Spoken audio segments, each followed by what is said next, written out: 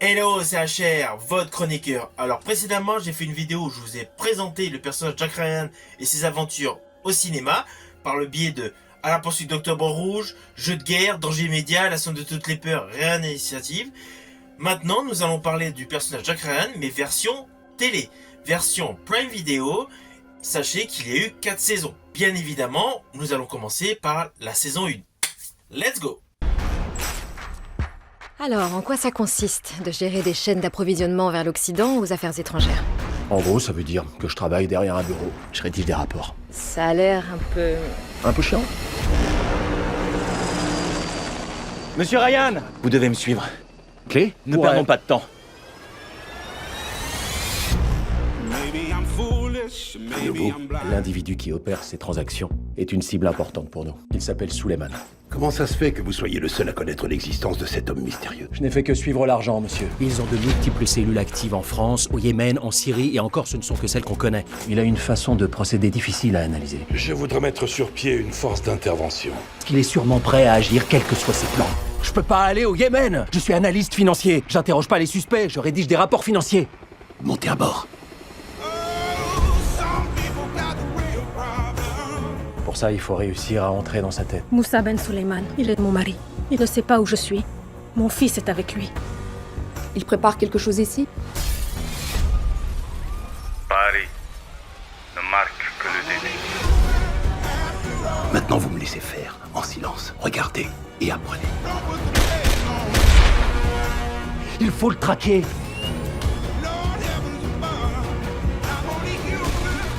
Mon fils. Ramenez-le. Promettez-le-moi. Je vous promets. Mais je suis la meilleure chance que vous ayez.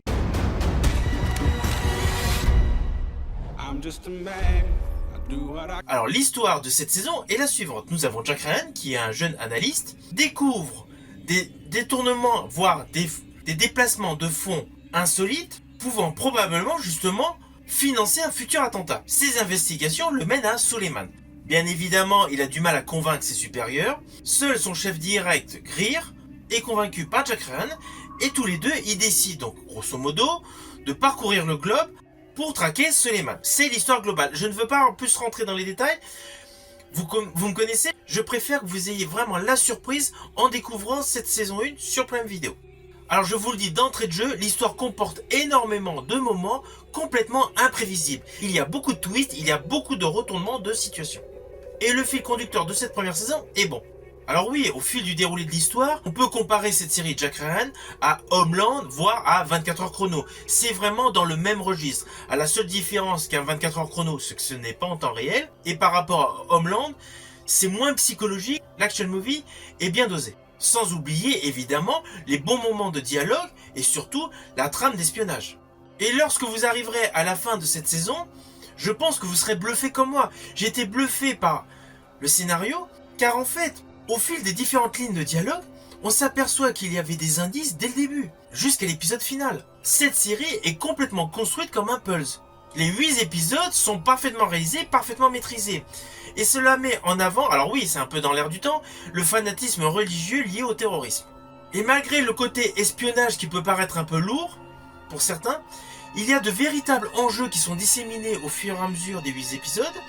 Il y a évidemment des scènes chocs, je pense notamment à de la torture, et beaucoup de répliques très dynamiques. L'ensemble de la série est haletant. Alors oui, il y a évidemment une évolution au fil des épisodes. Pour ma part, les 2 premiers épisodes, je les ai trouvés relativement lents. Mais en fait, c'est simplement pour poser les bases.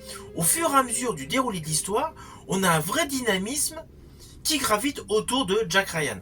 L'autre particularité de cette série, c'est qu'en fait, à chaque fin d'épisode, on démarre sur une scène choc, voire une intrigue supplémentaire. C'est la grosse particularité de cette série, grosse particularité que vous allez retrouver dans les 4 saisons. Et concernant le casting, outre Krasinski en Jack Ryan et Pierce en Greer, il y a de nombreux interprètes qui gravitent en fonction des différents arcs narratifs qui sont bons. Je pense notamment à l'épouse du terroriste. Son personnage est parfaitement écrit et l'interprétation de cette femme est en parfaite adéquation avec la réalité. Cette première saison semble être une vitrine de ce qui se produit dans le monde. Alors côté casting, bien évidemment, John Krasinski qui interprète Jack Ryan colle parfaitement. Il est très sobre, il représente bien l'analyste de la CIA et par ailleurs le côté homme de terrain. Le choix de cet acteur est bon. Alors pour la petite histoire, sachez que dans la vie, c'est l'époux d'Emily Blunt. Emily Blunt avec qui il a partagé l'affiche de Sans un bruit qu'il avait lui-même réalisé.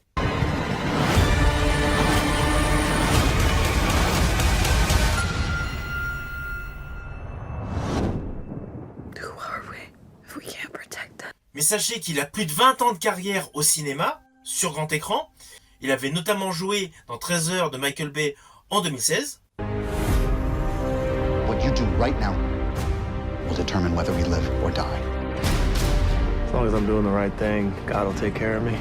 If you don't send our support, Americans are going to die, including the one talking to you right now. You're not giving orders anymore. You're in my world now.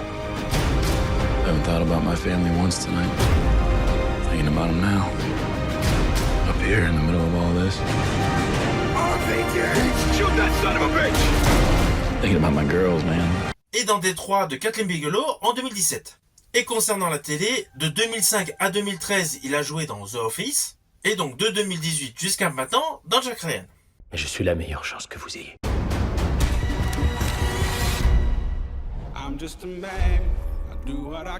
Bien évidemment, je vous conseille cette première saison. Maintenant, nous allons passer à la saison 2.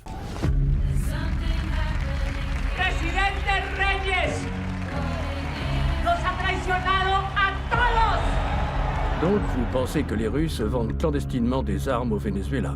Ce serait logique. Si la presse s'en empare, ça va causer la panique. En cas d'attaque nucléaire du Venezuela, vous ne le lirez pas dans la presse, parce qu'on sera tous morts. Loisir ou affaire, Jack? Affaire.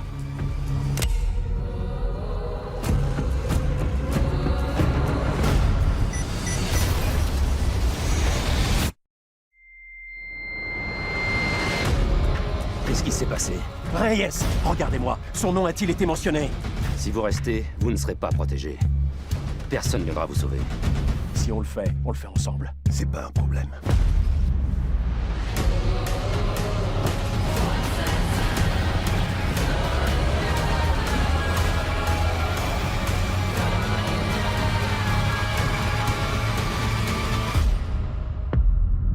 Alors l'histoire de cette saison 2 est différente. Jack Ryan, toujours évidemment analyste, pense qu'il y a une cargaison d'armes illégales au cœur de l'Amérique latine. Bien évidemment, étant également homme de terrain, il décide d'aller en Amérique du Sud, notamment au Venezuela.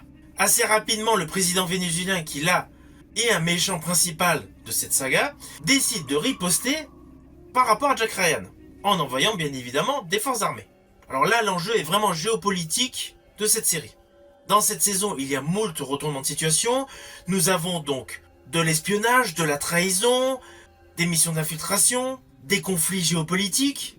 Cette saison alterne réellement la partie investigation financière et scènes d'action de terrain. L'histoire est très captivante et très réaliste. Les enjeux géopolitiques sont parfaitement exploités au fil des lignes scénaristiques solides. Mais surtout, ce qu'il faut savoir, c'est que dans l'ensemble de cette saison, les fondamentaux sont là. L'œuvre de Tom Clancy est parfaitement retransmise avec toujours une très belle photographie, de très beaux plans séquences et un réel dynamisme dans la réalisation. Cette saison, je l'ai trouvée supérieure à la précédente. Et la panique.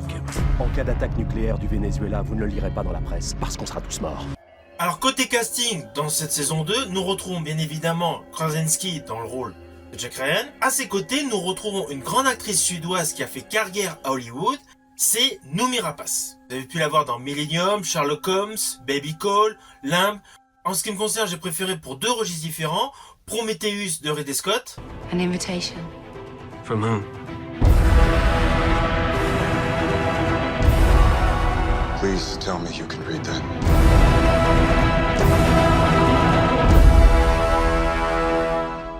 Prometheus, are you seeing this?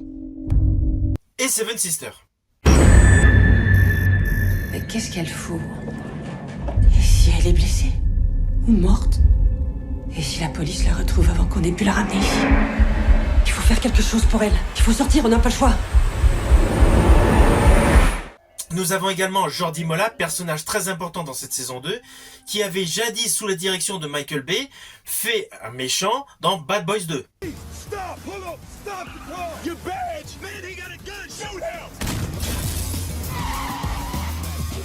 Il avait notamment joué aux côtés de Tom Cruise dans le film de 2010 de James Mangold, Night and Day, et apparu dans de nombreux films. Évidemment, dans cette saison 2, nous retrouvons également Michael Kelly. Michael Kelly, véritable visage emblématique des seconds rôles au cinéma. Il était notamment apparu dans Incassable. Mais sachez qu'aujourd'hui, vous pouvez le voir dans une autre série dans le même registre. C'est Special Ops, Lioness, sur Paramount+. Front of CBS News. Walk us through your decision to call the drone strike. She was dead either way.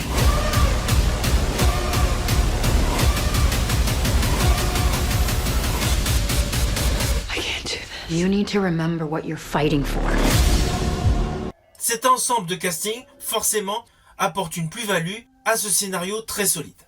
Maintenant, je vais vous parler de la saison 3 de Jack Ryan. Tu fais peut-être une croix sur ta carrière. Parce que j'essaie de faire ce qui est juste. Il s'agit pas seulement d'une arme nucléaire. Ça peut déclencher une guerre mondiale. Merde. Quelqu'un s'est lancé dans un jeu très dangereux. Il faut éliminer Jack Ryan.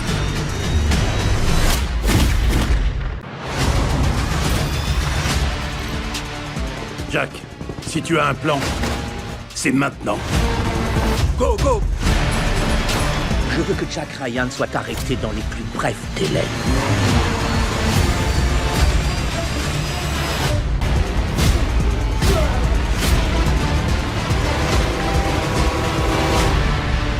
Dans cette saison 3, c'est à nouveau prometteur dès le premier épisode. Nous retrouvons donc le personnage Jack Ryan comme agent de la CIA travaillant à Rome. Assez rapidement, nous découvrons le projet Stockholm, projet qui a pour but de réinstaurer l'Union soviétique. Jack Ryan, bien évidemment, part en mission pour vérifier les faits, et évidemment, ça tourne mal. Et dans cette saison, Jack Ryan se retrouve au cœur d'un grand complot. Il est lui-même mis en cause. Dans cette saison, vous avez de la trahison, de l'espionnage, du complotisme, des menaces géopolitiques, des moments où votre adrénaline va être à son paroxysme. La saison est parfaitement maîtrisée et elle est fondamentalement meilleure que les deux précédentes. Alors oui, dans cette saison, il y a un fait indéniable. Jack Ryan est devenu un mélange d'Ethan Hunt et de James Bond. Ce n'est plus uniquement l'analyste avec des notions de Marines, vu qu'il est à la base Marines. Là, c'est devenu un véritable agent de terrain qui fait des missions à travers le monde. Et l'autre innovation de cette saison, c'est qu'il y a des flashbacks. Vous allez prendre un réel plaisir à découvrir cette saison. Au fur et à mesure du déroulé de l'histoire, des agents doubles bref, de tous les retournements de situation qu'il peut y avoir, on n'a de cesse de vouloir découvrir ce qui va se produire à l'épisode suivant. Avec cette saison 3, on est vraiment monté en gamme. Et d'ailleurs, selon moi, la meilleure saison de la série Jack Ryan est la saison suivante, la saison 4. Vous devez prendre les choses en main. Entendu. Qu'est-ce que tu vas leur dire? La corruption remonte bien plus haut que la CIA. Salut vieux frère. Il rejoint l'équipe, j'ai pensé que son aide serait la bienvenue. Souhaite-moi bonne chance. Ils transporteraient ce qu'ils veulent, des humains, des armes ou encore des kamikazes. Des ressources inépuisables combinées à une haine sans limite.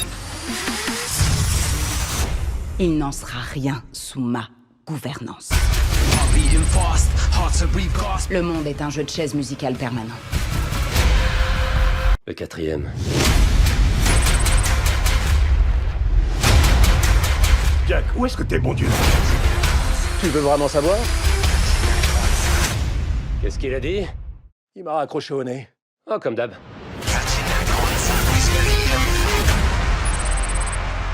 Au fil des différentes saisons, en fait, le personnage de Jack Ryan évolue. Au début, dans la première saison, c'était plus un bureaucrate avec des notions de Marines. Là, maintenant, c'est devenu un agent de la CIA à posture internationale. C'est le véritable espion qui assure ses investigations de A à Z. Cette saison est donc supérieure à la précédente, vous avez remarqué.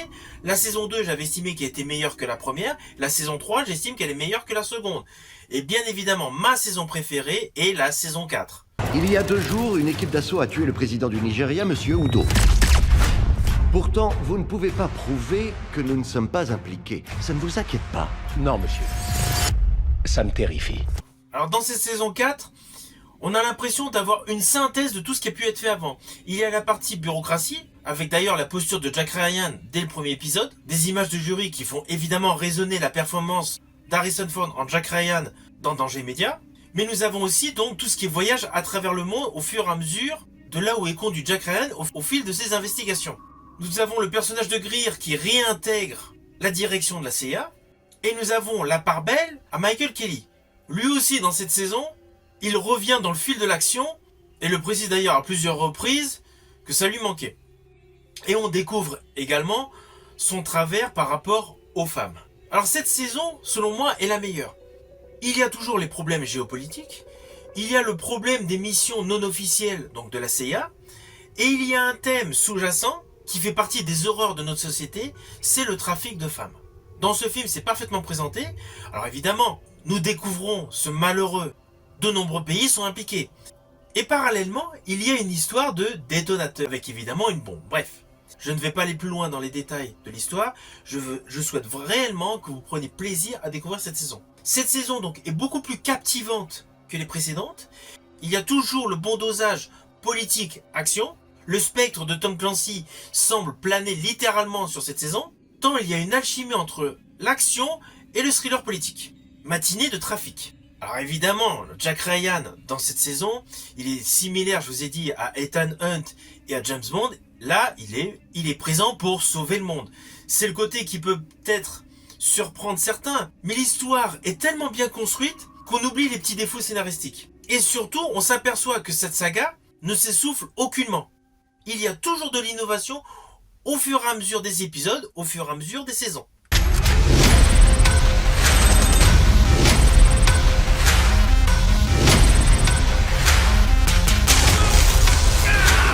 Jack est en train de risquer sa vie. J'ai toujours voulu être un fédéral. La CIA, c'était le deuxième choix? Le 4e.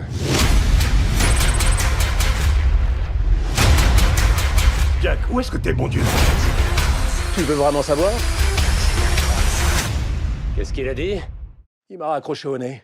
Oh, comme d'hab.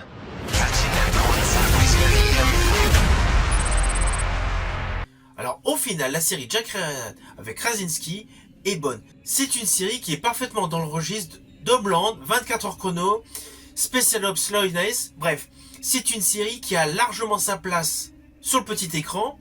C'est une série qui mérite le coup d'œil. C'est une série complémentaire aux 5 films. Vous pouvez la découvrir sur Prime Video. Si vous avez aimé cette vidéo, pensez à la liker, à la partager.